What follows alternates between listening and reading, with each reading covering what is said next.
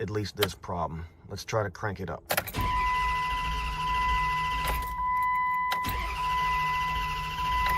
So right now it's not starting. All right, let's check out the TPS sensor. Okay, so here goes the TPS throttle positioning sensor right here. This is the connector.